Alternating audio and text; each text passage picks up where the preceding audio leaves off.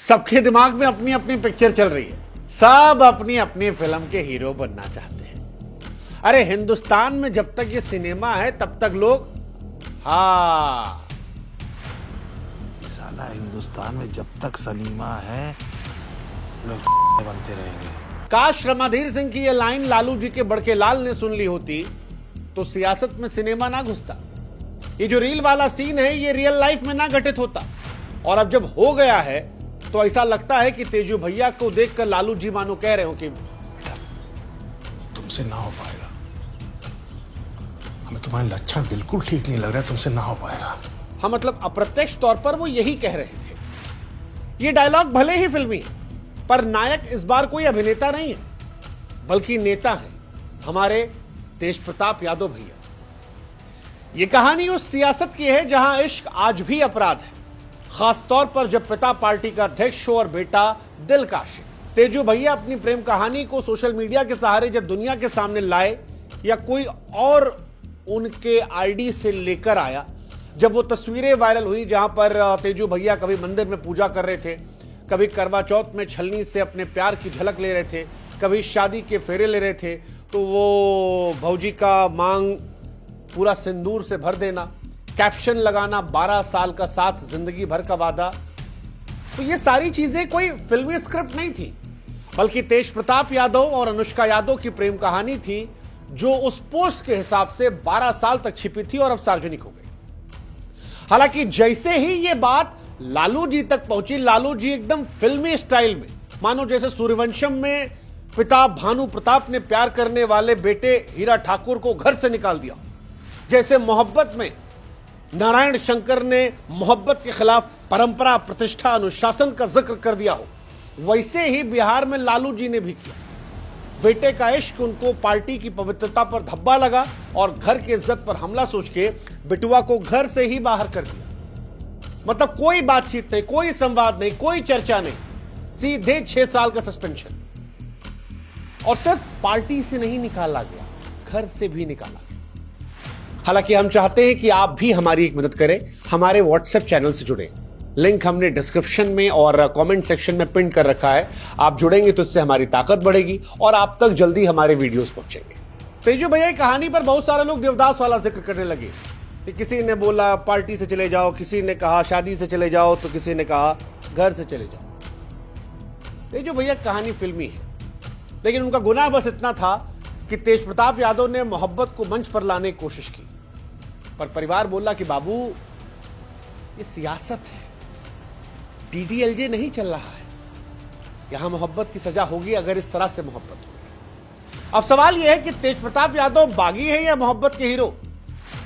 देखो, तेज प्रताप यादव को अगर आप जानते हो तो एक बात आप मानते होगे कि तेजू भैया थोड़ा अलग स्टाइल के आदमी है। हमेशा से उनका अंदाज अलग रहा है।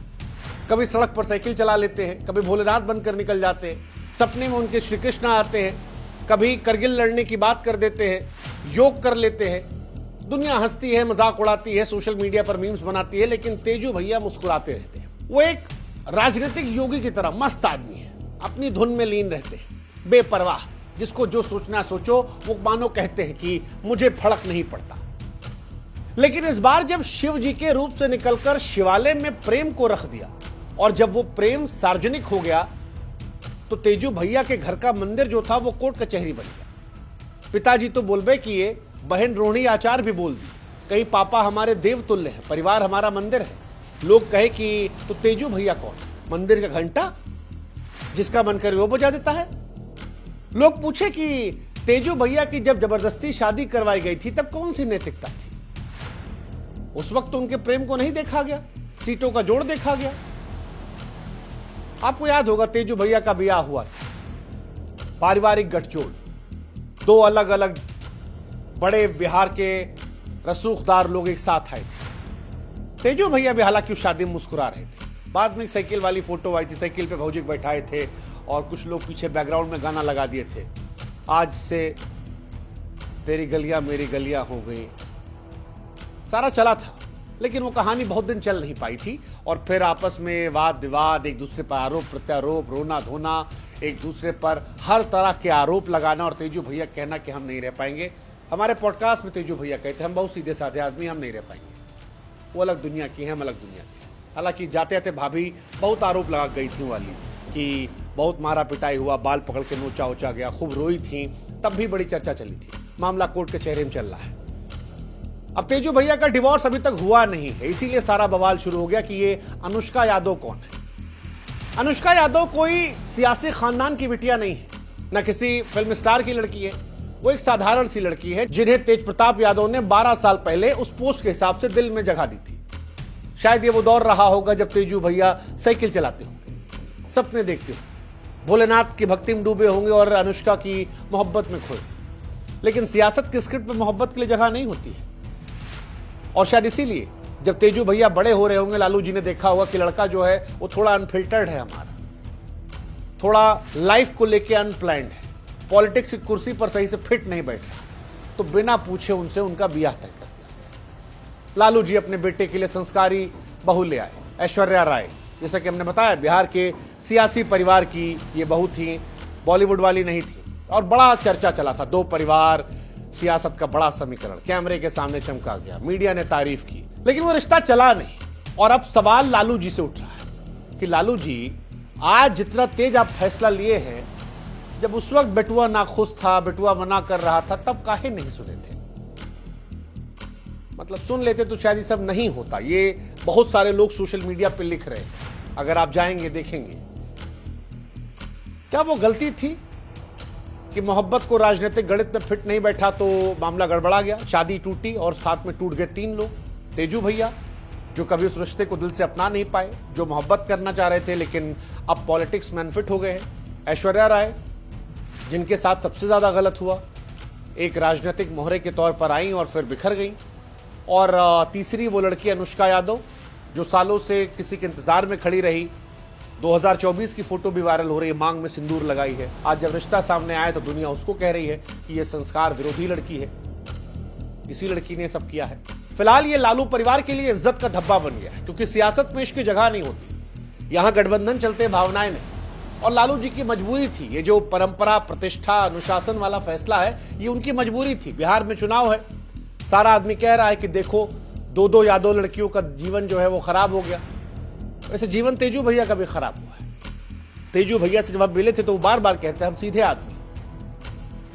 अब उनका डिवोर्स हो ही नहीं रहा है, उसमें भी कहानी चल रही कि बड़ा मोटा पैसा मांगा जा रहा है एलुमिनी के तौर पर, वो इनका परिवार देने को तैयार नहीं है। तेजू भैया जीवन में आगे बढ़ना चाहें तो शादी हो नहीं सकती। फिर खबर आई थी बीच में, कुछ बिहार के कुछ पोर्टल वोर्टल डाले थे कि मार्च के महीने में गुपचुप तरीके से हुई थी। अब वही फोटो शायद सामने आ गई है। हालांकि बिहार में कई लोगों से हम पूछे फोन करके तो वो कहे कि भैया ग्राउंड पे तो कुछ ऐसा नहीं है, बिहार में ऐसा नहीं कि इस मामला बहुत टाइट है, लेकिन सोशल मीडिया पर यह मामला बड़ा हो गया है, परसेप्शन के तौर पर बड़ा हो गया। और पॉलिटिक्स जो है वो परसेप्शन के तौर पर चलती है।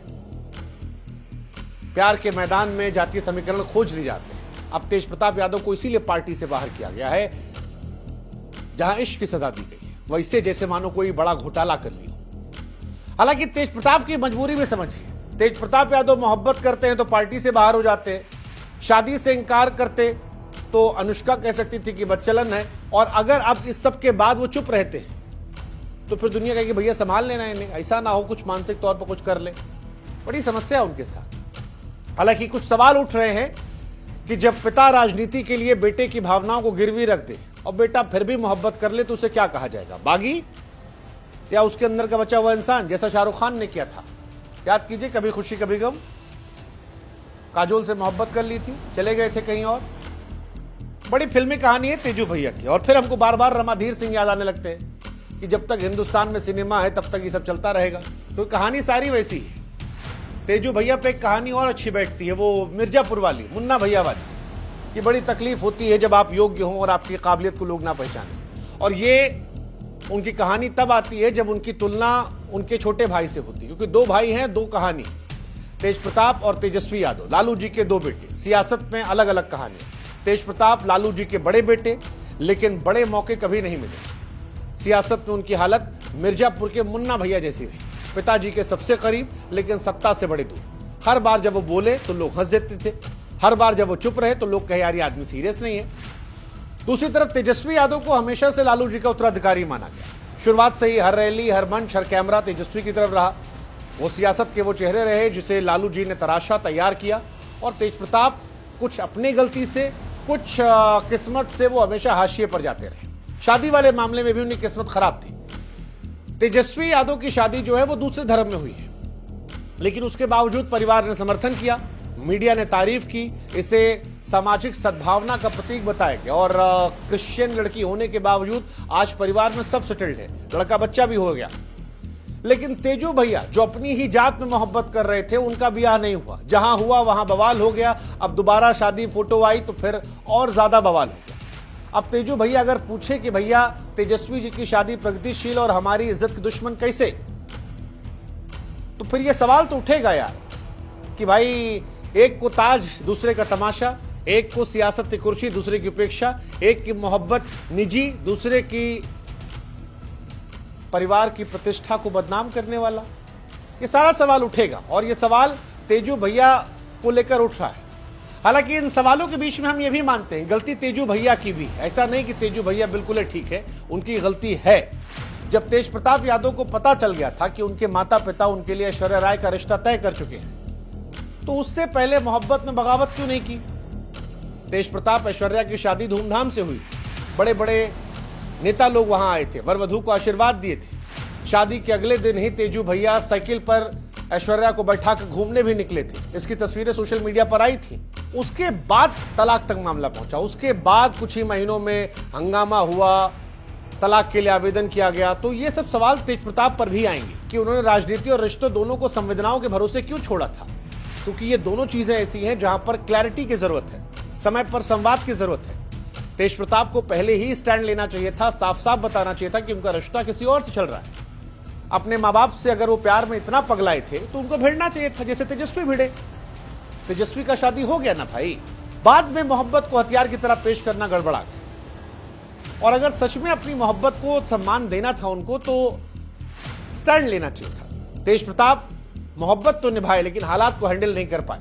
और सियासत और मोहब्बत में अगर आप भावनाओं से लड़ते हैं लेकिन रणनीति नहीं बनाते, दुनिया आपको बागी नहीं बेवकूफ मानती, और यही बेवकूफ बने हैं।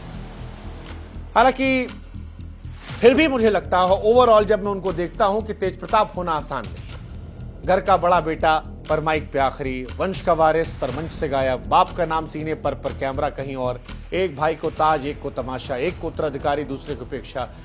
सियासत को दिल से देखा पर सियासत ने कहा यह चालाकी खेल है। इमोशन आया, सब कहानी अलग है। तेज प्रताप इतना आसान नहीं होना। मंच मांगो माइक छीन ली जाती है, मोहब्बत मांगो घर पार्टी छीन ली जाती है। ये सारी बातें हैं। और इसके आगे कुछ लोग तो ये भी कह रहे हैं कि अनुष्का ने ही फोटोज वायरल कर दिए। अगर ये है तब तो तेज प्रताप होना और एकदम खत्म है, अगर ये वाली कहानी भी है। सोशल मीडिया पर कुछ लोग कह रहे हैं अब, क्योंकि क्लैरिटी नहीं है किसने ये फोटोज भेजी, क्योंकि फोटोज सारी निकल कर आई है, थोक के भाव आई है, एक दो फोटो नहीं आई है। पहली फोटो आई तो उससे तेजू भैया ने एआई कहकर डिलीट कर दिया था। तब अखिलेश जी ने भी ट्वीट किया था, मानो वो कबीर सिंह के बेस्ट फ्रेंड की तरह साथ में खड़े थे। लेकिन फिर जब थोक के भाव फोटो आई तो उन्होंने भी अपना ट्वीट डिलीट कर दिया। और अब तो लालू जी ने एक्शन लिया तो खुल्लम खुल्ला है कि सारा खेल सही है।